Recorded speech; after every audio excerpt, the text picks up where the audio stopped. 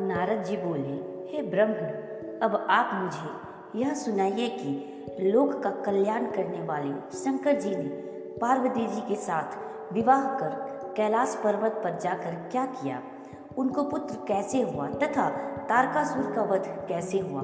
कृपा कर मुझसे वह सब चरित्र कहिए। सूत जी कहते हैं कि जब नारद जी ने ऐसा पूछा तब ब्रह्मा जी चित्त में प्रसन्न हो शिव जी का स्मरण करते हुए बोले, हे नारद, अब मैं तुम्हें स्वामी कार्तिकेय का जन्म और तारकासुर वध की कथा संयुक्त शंकर भगवान का चरित्र सुनाता हूँ। ध्यान से सुनो। इस पाप नाशक कथा के सुनने से निश्चय ही मनुष्य सब पापों से मुक्त हो जाता है।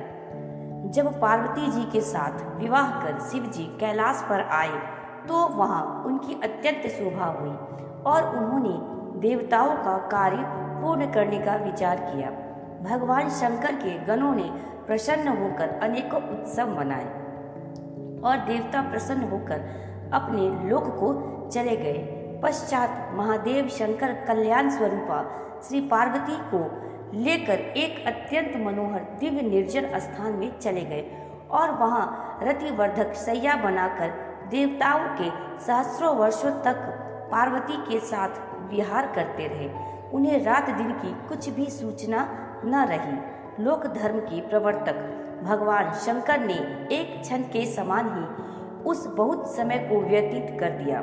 यह देख समस्त इंद्रादि देवताओं ने सुमेरु पर्वत पर एक गोष्ठी की और यह विचार किया कि योगीश्वर शंकर ने अब तक कोई पुत्र उत्पन्न नहीं किया, अब ये किस लिए विलंब कर रहे हैं।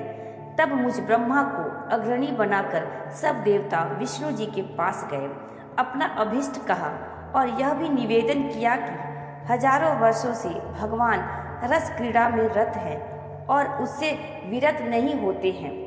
तब विष्णु जी ने मुझसे कहा कि इसकी कुछ भी चिंता न कीजिए, सर्वथा कल्याण होगा। आइए हम सब भगवान शंकर की शरण में चले, क्योंकि जो मनुष्य प्रसन्नता पूर्वक भगवान शंकर की शरण में चले जाते हैं उनको कहीं भी भय नहीं रहता। शिव जी का संभोग कौन भंग कर सकता है। 1000 वर्ष पूर्ण होते ही वे स्वयं अपनी इच्छा से ही विरत हो जाएंगे। जो मनुष्य किसी स्त्री पुरुष का वियोग कराता है उसे जन्म जन्म में स्त्री पुरुषों का वियोग सहना पड़ता है। मुनीन्द्र दुर्वासा ने इंद्र का रंभा से वियोग ही तो करवाया था, जिसके कारण उन्हें अपनी स्त्री का वियोग सहना पड़ा। बृहस्पति जी ने कामदेव का घृताची से वियोग कराया था, इसलिए 6 महीने के भीतर ही चंद्रमा ने उनकी स्त्री का हरण कर लिया था। महर्षि गौतम ने रति के समय चंद्रमा से मोहिनी का वियोग कराया था, जिससे उन्हें भी स्त्री का वियोग हुआ। राजा हरिश्चंद्र ने निर्जन वन में किसी हलवाहे किसान की किसी शूद्र की स्त्री से वियोग कराया था, जिससे विश्वामित्र की फटकार पर उन्हें स्त्री पुत्र से हाथ धोना पड़ा और राज्य से भी वे भ्रष्ट हो गए। फिर शिव जी की आराधना से पाप मुक्त हुए। एक नहीं, ऐसे कई उदाहरण हैं। अतएव इसका यही उपाय है कि 1000 वर्ष बीतने पर तुम लोग शिव जी के पास जाकर वह ऐसा कोई उपाय करो कि जिससे उनका वीर्य पृथ्वी पर आ पड़े। उसी वीर्य से उनके स्कंद नामक पुत्र का जन्म होगा। परंतु इस समय तुम सभी देवता अपने स्थान पर चले जाओ और शिव जी को पार्वती जी के साथ विहार करने दो। कमलाकांत विष्णु जी सब देवताओं से ऐसा कहकर अपने अंतःपुर में चले गए। देवता भी अपने धाम को गए। फिर तो उस शक्ति और शक्तिमान के विहार से भाराक्रांत हो पृथ्वी कांप उठी। तीनों लोकों में भय व्याप्त हो गया। तब मुझे साथ ले सब देवता विष्णु जी के पास फिर पहुँचे और अस्थावर जंगम की व्याकुलता निवेदन की। विष्णु जी ने कहा, अच्छा आओ सब देवता मेरे साथ शिव जी के पास चलो। हम लोग कैलाश पर्वत पर पहुँचे, परंतु शिव जी तो वहाँ थे नहीं, केवल उनके गण वहाँ विद्यमान थे। विष्णु जी ने विनम्रता पूर्वक उन गणों से शिव जी का पता पूछा। गणों ने बताया कि लीलाधाम भगवान शंकर हमें यहाँ नियुक्त कर पार्वती जी के मंदिर में गए हैं, परंतु नहीं ज्ञात है कि वे वहाँ क्या कर रहे हैं। तब हम लोग शिव जी के द्वार पर गए। विष्णु जी ने लोक प्रभु शंकर जी की बड़ी स्तुति की। तारकासुर से देवताओं की रक्षा के लिए उनका कष्ट निवेदन किया। उस समय शिव जी की स्तुति करते हुए भगवान विष्णु के नेत्रों में आंसू भर आए। देवताओं के दुख का कोलाहल मच गया। तारकासुर से दुखी देवता भगवान शंकर की स्तुति करने लगे। ब्रह्मा जी बोले, यद्यपि शिव जी सर्व प्रकारेण योग ज्ञान में प्रवीण और त्यक्त काम है, तथापि पार्वती जी के भय से उन्हें संभोग त्यागते न बना। वे द्वार पर आ मुझ सहित विष्णु जी को देखकर बहुत ही हर्षित हुए। देवताओं ने उनकी स्तुति आरंभ की। तारकादि महादैत्यों का विनाश करने का निवेदन किया। तब उन देवताओं का वचन सुन भगवान शंकर दुखित हो कुछ विचार करते हुए बोले, हे देवताओं, होनी को कोई मिटा नहीं सकता। सिर से स्खलित हुए मेरे वीर को कौन ग्रहण कर सकता है। ऐसा कहकर उन्होंने उसे पृथ्वी पर गिरा दिया। उसे देख देवताओं ने अग्नि को प्रेरणा दी कि तुम इसे कपोत बनकर ग्रहण करो। कपोत रूपी अग्नि ने समस्त वीर्य भक्षण कर लिया। उसी समय वहां पार्वती जी आ गई। क्योंकि शिव जी को द्वार से उनके पास जाने में विलंब हो गया, यहाँ पहुँच कर उन्होंने सब वृतांत देखा। उन्हें क्रोध आ गया। उन्होंने हरि आदि सब देवताओं से कहा, तुम बड़े स्वार्थी और दुष्ट हो। अपने स्वार्थ के लिए परम प्रभु शिव जी की आराधना कर तुमने मेरे विहार को भंग किया, जिससे मैं वंध्या हो गई। मुझसे विरोध कर कोई देवता सुख नहीं पा सकता। ऐसा कहकर पार्वती जी ने विष्णु आदि सब देवताओं को शाप दे दिया। पार्वती के क्रोध से अग्नि प्रज्वलित हो उठी। सती ने कहा, सब देवांगनाएं वंध्या हो जाएंगी। मेरे विरोधी सब देवता दुख पाएंगे। देवताओं से ऐसा कहकर पार्वती जी ने अग्नि से कहा, क्यों रे, तूने शिव जी का वीर्य भक्षण कर लिया, अतएव आज से तू सर्वभक्षी हो जा और इसके लिए सर्वदा ही पीड़ित रहे। तूने शिव जी के तत्व को न जाना और सर्वदा देवताओं का ही कार्य साधक रहे। अग्नि को इस प्रकार शाप दे पार्वती जी महारुष्ट होकर अपने स्थान को चली गई। जब शिव जी गए तो उनसे सब वृतांत कहा। पश्चात पार्वती जी ने गणेश जी को उत्पन्न किया। उधर जो समस्त देवता अग्नि में होम द्वारा अन्नादि भक्षण करते रहे, इससे उनके पेट में गर्भ रह गया, जिससे विष्णु आदि सभी देवताओं को बड़ी पीड़ा हुई। शिव जी की इच्छा से उन सबकी बुद्धि भी नष्ट होने लगी। गर्भ की गर्मी से सभी संतप्त हो गए। सबने शिव जी की शरण ली। शिव जी के मंदिर पर जाकर हाथ जोड़ बड़ी स्तुति की। गर्भाधान से युक्त अपना कष्ट कहा, उसके निवारण की प्रार्थना की। तब देवताओं की उस स्तुति को सुनकर भगवान शिव शीघ्र ही द्वार पर आए, जहाँ देवता खड़े थे। शिव जी को देख देवताओं ने कहा, हे शंभु शिव महेश्वर, हम इस वीर से जलते हैं, हमारी रक्षा कीजिए। हम आपकी शरण हैं। आपके बिना देवताओं का कष्ट कोई दूर नहीं कर सकता। तब उनके इन दीन वचनों को सुनकर भक्तवत्सल शंकर जी ने हंसकर कहा, हे विष्णु, हे ब्रह्मा, हे देवताओं, मैं जो कहता हूँ उसे सुनो। अब तुम लोग शीघ्र ही भवन द्वारा मेरे वीर को बाहर निकाल दो, इससे तुम्हें सुख प्राप्त होगा। फिर तो शिव जी की आज्ञा से सबने उस वीर को वमन द्वारा बाहर निकाल दिया। वह सुवर्ण के समान चमकता हुआ पर्वताकार हो आकाश को स्पर्श करने लगा। विष्णु आदि देवताओं का दुख दूर हो गया। सबने भक्तवत्सल भगवान शंकर की स्तुति की, परंतु अग्नि फिर भी सूखी नहीं हुई। उसका हृदय जलता ही रहा। तब उसने भी देवाधिदेव शंकर की बड़ी स्तुति की और कहा कि मैं बड़ा मूर्ख हूँ, मेरा अपराध क्षमा कर मेरे ताप को हरण कीजिए। आप दीन वत्सल कल्याणकारी और परमेश्वर है। यह सुन शिव जी प्रसन्न हो गए। उन्होंने अग्नि से कहा, तुमने मेरा वीर भक्षण कर अच्छा नहीं किया। तुम्हारा पाप अधिक था, इससे तुम्हारा संताप नहीं छूटा, परंतु अब मैं प्रसन्न हूँ, तुम्हारा सब दुख छूट जाएगा। तुम मेरे वीर को किसी स्त्री की योनि में स्थित कर दो, इससे तुम्हारा शरीर नहीं जलेगा। अग्नि ने कहा, महाराज, आपका तेज बड़ा कठिन है, तीनों लोकों में इसे धारण करने की शक्ति किसी में नहीं है। उसी समय हे नारद, तुम भी वहां आ गए। तब तुमने अग्नि के उपकारार्थ यह कहा कि हे अग्नि, शिवजी जैसा कहते हैं वैसा ही करके तुम सुखी हो जाओ। शिवजी की आज्ञा से मैं तुम्हें इसका एक सहज उपाय बतलाता हूँ। माघ के महीने में जो स्त्री प्रयाग में स्नान करने आवे, उसकी देह में तुम इस महत वीर्य को स्थापित कर देना। ब्रह्मा जी कहते हैं, इसी समय वहाँ सप्त ऋषियों की भी स्त्रियां आ गई। माघ का महीना था, वे बड़े तड़के ही स्नान के लिए आई थी। उनमें से 6 स्त्रियां शीत से अधिक आर्त होकर अग्नि की ज्वाला के समीप गई। यद्यपि अरुंधति ने शिवाज्ञा से उन्हें बहुत मना किया, परंतु वे न मानी और अग्नि तापने लगी। फिर तो उसी क्षण उनके रोमों द्वारा शिवजी के वीर्य कण उनके शरीर में प्रवेश कर गए। अग्नि दाह रहित हो गया। वह अंतर्धान हो शिवजी का स्मरण करते हुए अपने स्थान पर आया। 6 स्त्रियां अग्नि से गर्भवती हो दुखी हो गई। उनके पतियों ने उन्हें त्याग दिया। उन 6 को अपने व्यभिचार पर दुख हुआ।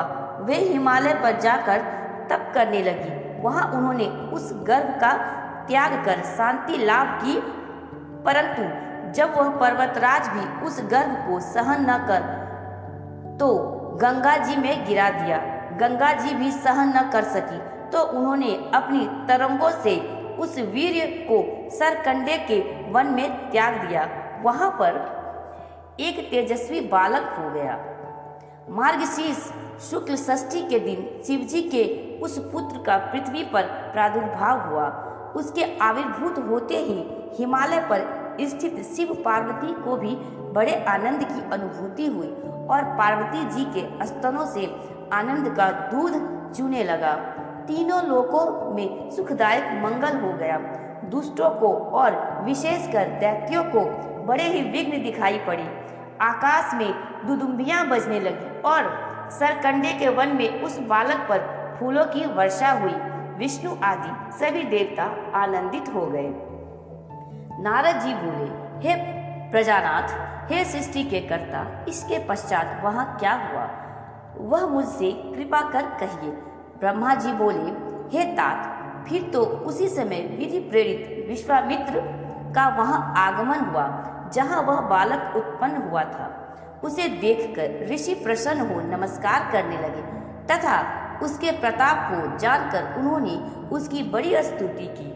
तब उस अत्यंत उत्सवदायक बालक ने विश्वामित्र जी से कहा, हे महाज्ञानी, तुम शिव जी की इच्छा से ही सहसा यहाँ आ गए हो, अतः तुम सविधि मेरा संस्कार करो। अब आप सभी के पूज्य हो जाएंगे। तब विस्मित होकर विश्वामित्र जी ने उस बालक से कहा कि हे तात, मैं ब्राह्मण नहीं किंतु गाधी क्षत्रिय का पुत्र हूँ। मैं ब्राह्मणों का सेवक हूँ और लोग मुझे विश्वामित्र कहते हैं, परंतु तुम कौन हो यह तो कहो। इस पर वह उत्सवकारी बालक कहने लगा, हे विश्वामित्र, अब तुम मेरे वरदान से ब्रह्म ऋषि हो गए। निसंदेह अब वशिष्ठादि ब्रह्मर्षि तुम्हारे प्रशंसक होंगे। मैं आज्ञा देता हूँ कि तुम मेरा संस्कार करो और यह गुप्त रहस्य किसी से प्रकट न करना। फिर तो विश्वामित्र जी ने उस बालक का जात संस्कार किया और उस बालक ने भी प्रसन्न होकर उन्हें सच्चा ज्ञान प्रदान किया।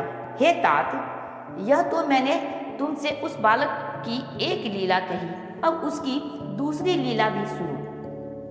उसी समय जो श्वेत नामक एक दूसरे ब्रह्मर्षि ने उस दिव्य और परम बालक को आकर देखा तो उसका आलिंगन और चुंबन कर उन्होंने उसे शक्ति और शस्त्र अर्पण किया।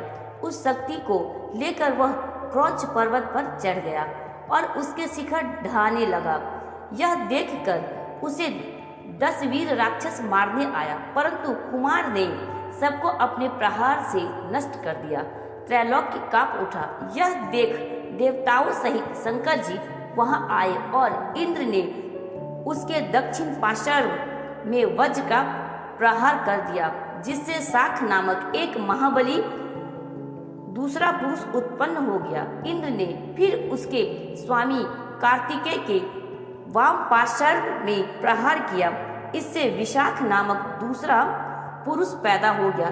फिर इंद्र ने उसके हृदय में मारा तो नैगम नामक एक महाबली पुरुष प्रकट हो गया। ये सब चारों स्कंद हुए जो बड़े ही वीर थे। अब ये चारों महाबली इंद्र को मारने दौड़े। इंद्र भयभीत हो उनकी शरण में आए। वह बालक स्वर्ग पहुंचा। वहां एक सरोवर में स्नान करती हुई कृतिका नामक 6 स्त्रियां उसे पकड़ने दौड़ी। उनमें भारी विवाद हुआ। कुमार ने 6 मुख कर एक एक मुख से सबका स्तन पान किया। वे प्रसन्न हो कुमार को अपने लोक में ले गई। बड़े प्रेम से अपना दूध पिलाकर पालन किया। त्रैलोक्य में दुर्लभ वस्त्रों को पहनाया, उत्तमोत्तम आभूषण दिए, स्वादिष्ट भोजन कराए। तब कृतिका के उस बालक ने एक दिन स्वर्ग में जाकर बड़ा ही सुंदर चरित्र किया। देवताओं को अपनी महिमा दिखाई। विष्णु आदि चकित होकर उसका परिचय पूछने लगे, परंतु वह गुप्त हो गया। नारद जी के पूछने पर ब्रह्मा जी कहने लगे, इस प्रकार जब बहुत समय व्यतीत हो गया और पार्वती जी को उस बालक का कुछ पता न लगा, तब उन्होंने एक दिन अपने स्वामी शंभु से पूछा कि हे देव महादेव, हे ईश्वर, आप मेरे पूर्व पुण्य से ही मुझे प्राप्त हुए हैं। कृपा कर यह बतलाइए कि आपका वह वीर्य कहाँ गया जो पृथ्वी पर गिरा था, जिसे देवताओं ने छिपा लिया था। क्या आपका वह वीर जो मुझ में गिर न कर पृथ्वी पर गिरा, वह कहीं नष्ट हो गया या उससे कोई बालक प्रकट हो गया? पार्वती जी के यह वचन सुनकर जगदीश्वर ने देवताओं और मुनियों को बुलाकर पूछा कि हे देवताओं, मेरा अमोघ वीर्य कहाँ है? उसको किसने छिपाया है? शीघ्र ही बतलाइए, नहीं तो दंडित होंगे। ईश्वर के यह वचन सुनकर सब सभा के लोग कंपित हो गए और क्रम से एक दूसरे को देखकर प्रभु के आगे उसकी खोज संबंधी एक एक बात कहने लगे। तब जैसे जैसे वह वीर जहाँ जहाँ गया और जैसे वह कृतिकाओं द्वारा पालित हुआ, उसका पता पाकर शिव जी बहुत प्रसन्न हुए और उन्होंने ब्राह्मणों को बहुत सी दक्षिणा दी। पार्वती जी भी पुत्र का समाचार सुनकर बहुत प्रसन्न हुई और ब्राह्मणों को कोटि कोटि रत्न और बहुत सी दक्षिणाएं दी। लक्ष्मी, सरस्वती, मैना और सावित्री आदि सब स्त्रियां तथा विष्णु आदि देवताओं ने बहुत सा धन दिया। फिर प्रभु ने अपने गणों को आज्ञा दी कि कृतिकाओं के यहाँ जाकर मेरे पुत्र को ले आओ। शिव जी के एक से एक बलिगण, लाखों क्षेत्रपाल और 3 लाख भूत, रुद्र और भैरव स्वर्ग में उड़कर कृतिकाओं का घर घेर लिए। कृतिकाएं भय से व्याकुल हो गई। तब उन्होंने ब्रह्म तेज से प्रकाशमान कार्तिकेय से कहा कि हे वत्स, क्या तुमने नहीं देखते हो कि असंख्य सेनाओं ने तुम्हारे घर को घेर लिया है? अब क्या करें, कहाँ जाएं? बड़ा भारी भय उपस्थित हो गया है। इस पर कार्तिकेय ने कहा, हे कल्याणियों, मेरे रहते आप लोग कुछ भी भय न करो। मैं बालक होकर भी दुर्निवार हूँ। ऐसा कौन है जो मेरे वेग का निवारण कर सके? उसी समय शिव जी के सेनापति नंदीश्वर कार्तिकेय के समक्ष जाकर खड़े हो यह कहने लगे कि हे भाई तथा माताओं, मुझे जगत संहर्ता शिव जी ने यहाँ भेजा है। इस समय कैलाश में ब्रह्मा, विष्णु और रुद्र आदि संपूर्ण देवता विद्यमान है और महामंगल हो रहा है। हे तात, शिव जी ने तुम्हें खोजने के लिए मुझे भेजा है।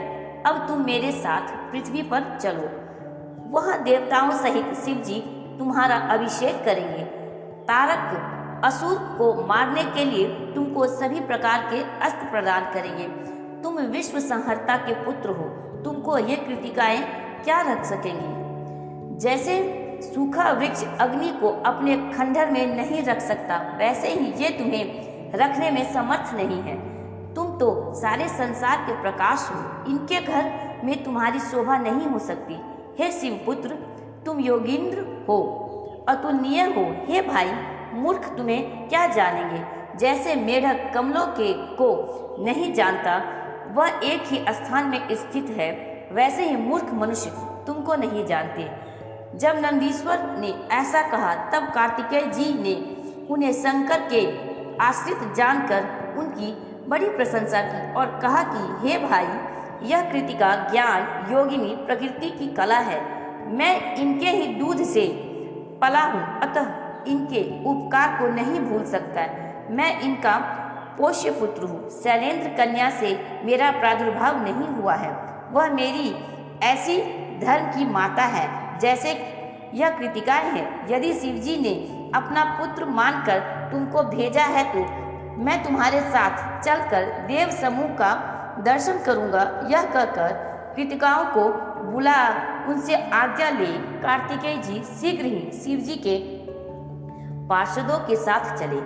ब्रह्मा जी बोले, उसी समय एक बड़ा ही सुंदर रथ दिखाई दिया जिसमें 100 पहिए लगे थे और जो विश्वकर्मा का बनाया हुआ था तथा जो बड़ा ही मनोहर और वेगवान था। पार्वती जी ने उसे भेजा था और पार्षद उसे चारों तरफ से घेरे हुए थे। वह रथ वहीं आकर उतर पड़ा और दुखी हृदय कार्तिकेय जी उस रथ पर जा चढ़े। 6 कृतिकाएं व्याकुल हो बाल खोले वहां आ खड़ी हुई। उन्होंने कहा, तुम हमारे पुत्र हो, हमने तुम्हें बड़ा प्रेम किया है, अब हम क्या करें और कहाँ जाएं। इस प्रकार कहती हुई वे कार्तिकेय को हृदय से लगा पुत्र वियोग से शीघ्र ही वहां मूर्छित हो गई। कुम्हार उन्हें अध्यात्म ज्ञान दे सुखदायक एवं मांगलिक समय देखकर पार्षदों के साथ चले। विमान पर बैठे कृतिकाओं और नंदिकेश्वर के साथ कैलाश में अक्षय मूलंध्य क्रोध वृक्ष के पास आए। देवताओं ने अनेक आगमन का समाचार शिवजी को दिया। विष्णु आदि देवताओं और महर्षियों को साथ ले शिवजी गंगा से उत्पन्न कुमार को देखने आए। उस समय शंख और भेरी आदि बाजे बज रहे थे। देवता परमोत्सव कर रहे थे। वीरभद्र आदि गण अनेक ताल और लय से शिवजी की स्तुति कर रहे थे। सभी प्रसन्न हो जय और नमः शब्द कर रहे थे। सरकंडों में उत्पन्न हुए शिवजी के पुत्र को सभी देखने चले। पार्वती जी ने तो और ही बड़ा उत्सव किया, मंगल मनाया। पति पुत्र वाली लक्ष्मी आदि 30 सुहागिन स्त्रियों को आगे कर वे कुमार को देखने आई। रंभादिक अप्सराओं ने नृत्य और गान किया। उन्होंने देखा कि कुमार त्रैलोक्य तेजस्वी है। तब प्रभा से दीप्तिमान कुमार को महादेव जी गोदी में बैठाकर शोभित हुए। आज वे पुत्र वालों में सर्वश्रेष्ठ हो गए। फिर कुमार अपने गणों के साथ शिव मंदिर आए। शिव जी की आज्ञा से देवताओं ने महोत्सव मनाया। शिवा और शिव की अद्भुत शोभा हुई। देवता और श्रेष्ठ ऋषि उनकी स्तुति करने लगे। कुमार प्रेम पूर्वक शिव जी की गोद में बैठकर खेलने लगे। उस समय वे शिव जी के कंठ में लिपटे हुए वासुकी नाग को पकड़कर अपने हाथों से ताड़ित करने लगे। कुमार की यह बात देख लीलाधाम कृपालु शंकर जी ने हंसकर उनकी वह क्रीड़ा पार्वती को दिखाया, परंतु उन सर्वव्यापक भगवान ने मंद मंद मुस्कुराते हुए और कुछ नहीं कहा तथा परम आनंद माना। फिर जगन्नाथ शंकर ने कुमार कार्तिकेय को रत्न जटित रमणीय सिंहासन पर सब तीर्थों से आए हुए जलों को वेद मंत्रों से पवित्र करके 100 रत्न के कलशों से उन्हें स्नान कराया तथा बड़ी प्रसन्नता प्राप्त की। फिर विष्णु जी ने रत्न सार निर्मित किरीट, मुकुट, बाजूबंद, वैजंती माला और अपना चक्र प्रदान किया। शिवजी ने भी कुमार को शूल, पिनाक, हर्षा, शक्ति, पाशुपतास्त्र, बाण, संहारास्त्र और परम विद्या इतनी वस्तुएं दी। फिर मुझ ब्रह्मा ने यज्ञोपवीत वेद, वेद माता, गायत्री, कमंडलू, ब्रह्मास्त्र तथा शत्रु को मर्दन करने वाली विद्या दी। इंद्र ने अपना ऐरावत और वज्र तथा वरुण ने श्वेत छत्र और रत्नमाला प्रदान की। सूर्य ने मन के समान गमन करने वाला शीघ्रगामी एक रथ और कवच तथा यमराज ने दंड और समुद्र ने अमृत कलश लाकर दिया। कुबेर ने अपनी गदा दी और शंकर जी ने अपना शूल दिया। इसी प्रकार सब देवताओं ने उन्हें नाना प्रकार के शस्त्र और उपाय दिए। पार्वती जी ने चिरंजीवी रहने का आशीर्वाद दिया। लक्ष्मी ने दिव्य संपदा और एक मनोहर हार दिया।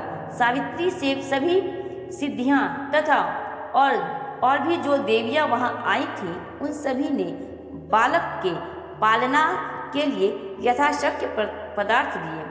उनके भी अलग महोत्सव हुए। शिव पार्वती अत्यंत प्रसन्न थे, यहाँ तक कि रुद्र जी इच्छानुसार सबको वर देने पर तत्पर हो गए। सब देवताओं से कहा वर मांगो। तब ब्रह्मा जी ने कहा, यह सारा चरित्र तो तारकासुर के वध का है। अब हम सभी लोग उसे मारने चलते हैं। इस मांगलिकता के लिए आप कुमार को आज्ञा दे कि वह हमारे साथ चले। विभु ने आज्ञा दे दी। शिवाज्ञा से सभी देवता कुमार को अग्रणी बना उस ओर चले। इधर कैलाश के बाहर त्वष्टा ने विष्णु जी की आज्ञा से उस पर्वत के निकट एक बड़ा मनोहर नगर बनवा दिया था। साथ ही कुमार के स्वयं निवास के लिए एक अत्यंत मनोहर बड़ा रमणीक राजमहल भी बनवाकर एक अद्भुत सिंहासन भी रखवा दिया था, जहां वे आकर निवास किए। इसी प्रकार अन्य सभी देवताओं ने उनका वहां सादर अभिवादन किया। कुमार ने सबके स्वामित्व को ग्रहण किया। ब्रह्मा जी कहते हैं, हे नारद, तब वहां स्थित हो कार्तिकेय जी ने भक्तिदायिनी कई कथाएं कही तथा नारद नामक एक ब्राह्मण उनकी शरण में आया। उसने कार्तिकेय जी के निकट जाकर स्तोत्रों में यह नम्र स्तुति की कि हे स्वामी, मेरा कष्ट दूर कीजिए। मैं आपकी शरण आया हूँ। मैं एक अजमेध यज्ञ कर रहा था, जो आज वह अपना बंधन तोड़ न जाने कहाँ चला गया है। मेरा यज्ञ भंग हो रहा है, परंतु मुझे आशा है कि आप जैसा स्वामी के रहते मेरा यह यज्ञ भंग नहीं हो सकता। आप अखिल ब्रह्मांड के स्वामी हैं और सेवा योग्य समझकर सब देवता आपकी सेवा करते हैं। आप सब देवताओं के सम्राट और शिवजी के पुत्र हैं। तब उसकी ऐसी स्तुति सुनकर स्वामी कार्तिकेय जी ने अपने वीरबाहु नामक प्रधान गण को उस ब्राह्मण के यज्ञ को पूर्ण कराने की आज्ञा दी। वह महावीर गण उस अज को ढूंढने चला। उसने सब ब्राह्मणों में उसे खोजा, किंतु उसका